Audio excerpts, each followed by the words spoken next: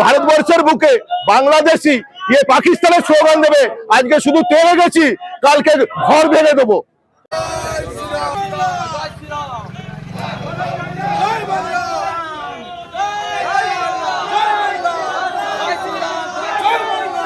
দেখুন, জয় বাংলা স্লোগান ওরা পাকিস্তানি স্লোগান দেবে, বাংলাদেশের স্লোগান দেবে, ওরা বাংলাদেশ থেকে আগত।